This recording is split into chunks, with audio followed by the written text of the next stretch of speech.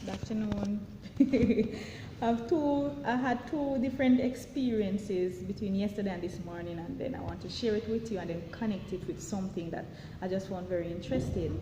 So yesterday I'm in Manchester, so yesterday I went to look for one of my friends, and she sent me a live locator thing, First time I see that thing, And I was following the directions at a point, but at a point I decided, I know the way now, so I could go by myself.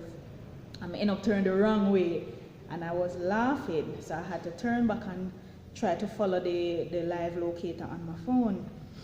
But then again, I thought I still know where I was going again and the detour, and each time I realized that I did not pay attention to the specific directions, I was lost.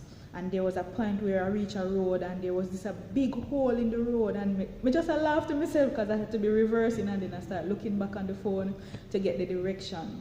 So each time I made a wrong turn, I was lost or I was in danger. I started go on some little road and it looked like it was starting to turn into some dirt track and stuff.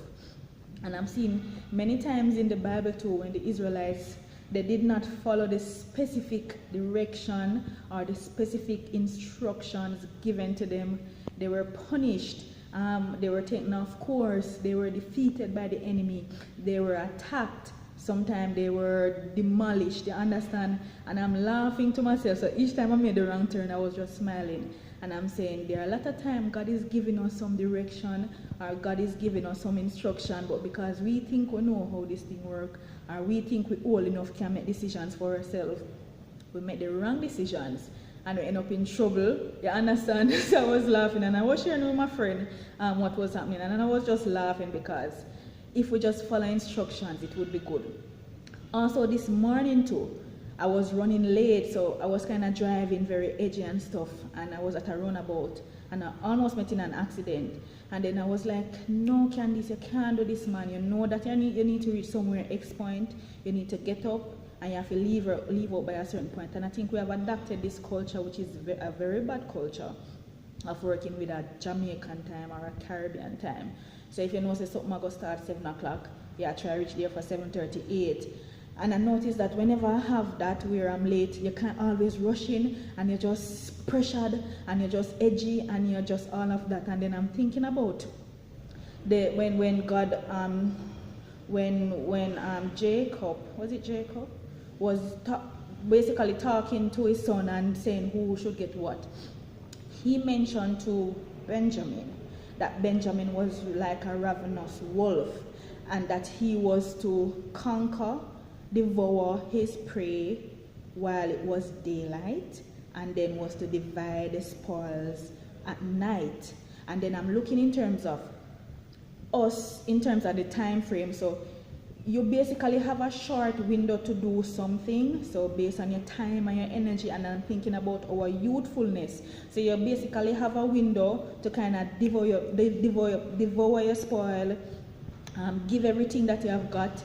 If you have a dream and something, you go towards it, because when you start getting old, when the darkness starts to come, when you don't have the stamina and the energy anymore, that is when you need to be dividing your spoils. So it could be when you devour your prey, it means that you try to achieve all your goals and dreams, you try to achieve everything that you have.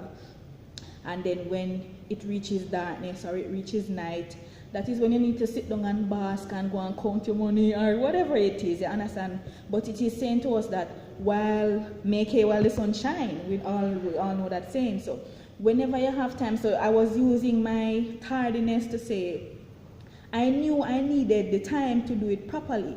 So I was rushing now at the last minute to try to be early, and that is what happens to some of us. Is when we start getting old, you see, we're rushing to do certain things and put certain things in place, because we never did that thing about retirement when me younger. Me never devour and spoil when I was younger, and the time I run out upon me, some windows and doors that would have been open when I was younger, me not have them privilege there anymore. So if you're going to NHT to take out a mortgage, the person who went at 20 or 30 would have a longer period to pay it off, but I'm just going at 40, 50.